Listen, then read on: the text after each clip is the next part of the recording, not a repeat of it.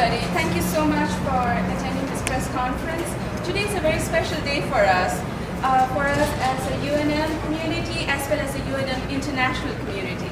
Last night, 3 international students, one from India, one from Brazil, and one from Saudi Arabia, decided to help each other and chase the suspect who had assaulted many East Indian students.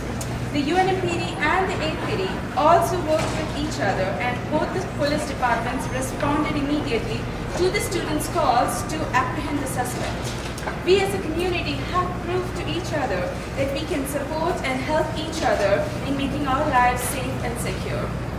According to the students who helped in apprehending the suspect confessed to having a grudge against the East Indians. This does make this series of assaults to be a hate crime, and we hope that the District Attorney's Office will also treat it as such. I wish to thank the UNM student community, especially the international community, for being vigilant and supportive. I also wish to thank the Graduate Professional Student Association, the peer mentoring graduate students for color, for the full support in dealing with this issue. I wish to thank the UNMPD and the APD for their support and their immediate response. I also wish to acknowledge the UNM administration, like the Office of International Programs and Oral Studies, the Dean of Students, Randy Boglin, Vice President of Student Affairs, Gio Torres, and the Department of Institutional Diversity for their wholehearted support and concern. I wish to thank Councillor Benton, who has been very supportive to this issue. I also wish to especially like to mention my thanks and the community's thanks to Danny Hernandez, who is the University Heights neighborhood president, in ensuring that the residents in his community stay safe.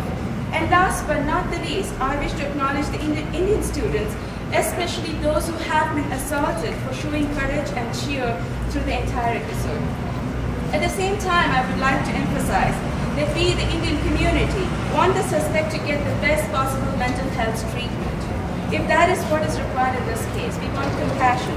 We are concerned that he may be released before he gets that treatment. He has been arrested a number of times before and has been released. We don't want him to go into the streets without getting full treatment.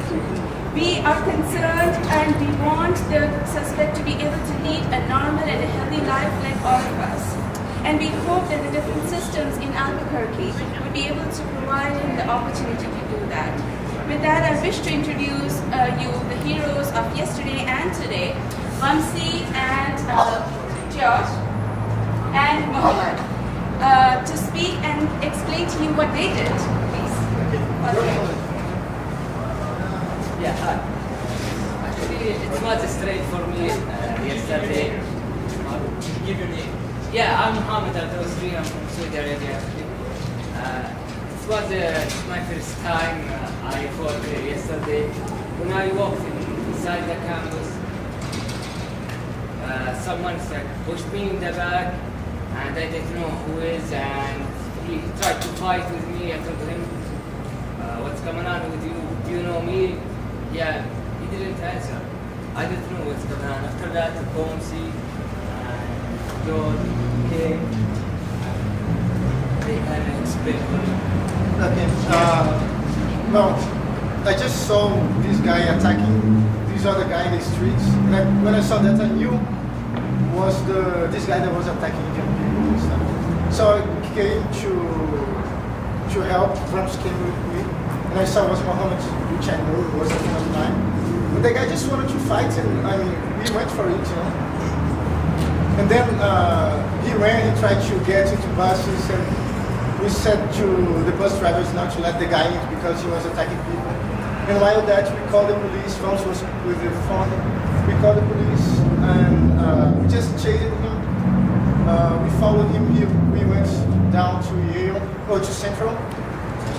And so the police finally came and arrested him. So pretty much that was what happened.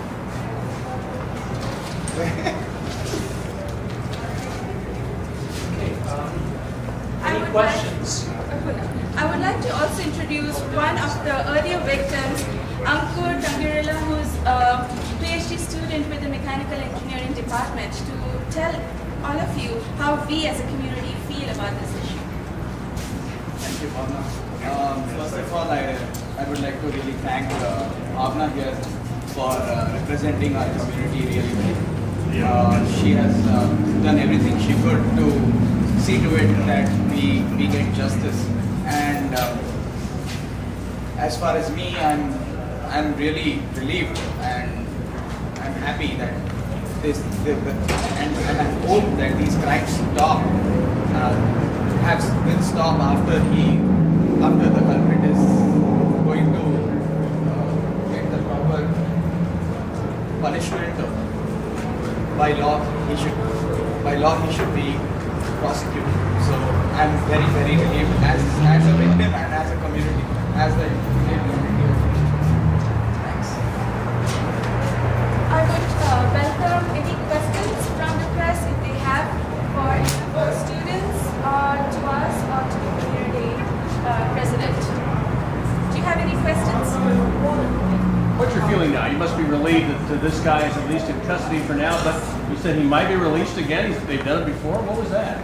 Yes, we have unconfirmed reports that he has been arrested a number of times and he has been released. And we are concerned that he must get the proper treatment.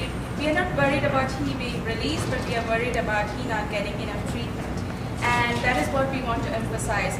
We do not know all the ways by which he can be provided the treatment. It's up to you, the media, as well as all the community at large, to ensure that he gets his support, he gets his help, and he's able to lead a normal and a healthy life. Can I say about this? Actually, the police, the cop told me that he will be released in maybe 72 hours, and he will be back here. And I'm sure he's gonna attack someone else again. So I don't know how this can happen. The guy attacked so many people until now, and I mean the police didn't do anything. And of course he's gonna attack another one. And the thing is, they're gonna wait until something very serious will happen, so to take an attitude, you know. So that's it. How does it make you feel that he's going to be out, what, 3 days? I don't know, like because if maybe he's gonna identify me and he's gonna want to fight again. I'm not gonna run, you know. I mean, I don't know. It's just not. I don't feel secure about it. I really want this guy to be arrested. What if he turns out to be, mentally ill? He probably is. I mean, I didn't really understand what he's talking, but he doesn't seem to be very normal. But at least he's normal enough to see, because when he saw the police, he stopped. So at least he knew what he was doing, at some point. Yeah, we have to wait for medical evaluation to really say if he is mentally ill. But if he is, then he needs support. He needs support before this turns into something more serious. He ends up hurting somebody really bad. And it may not be one of us, it may be one of anybody in the entire Albuquerque community. We do not want that, which is why we are urging the community and as well as everybody who may be listening to your news report that please, he needs support, he needs mental health support. Please provide him that. Is this guy just a strange person, or what's the overall acceptance for East Indians and others in this community? Can you repeat that I was question, asking, is please? this guy just an oddball, or what has the overall acceptance been for yourselves, for the East Asian community, for the Muslim community? We are hoping he is an oddball. There isn't an overall feeling of negativity towards the Muslim community or to the Indian community? We had Mohammed. He helped us find the assailant. So we owe it to him. And he is a Muslim. And we have Muslims in our own community. We are not just Hindus. So, no, we have nothing against the Muslim community. We have nothing against any religious community. We are hoping he's an oddball, and that it is because of some other structural problems that he has emerged, and that he needs support and that he gets it.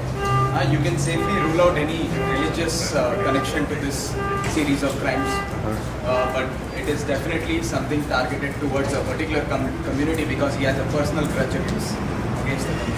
Yes, I would reiterate that this is a hate crime. We do consider it to be a hate crime.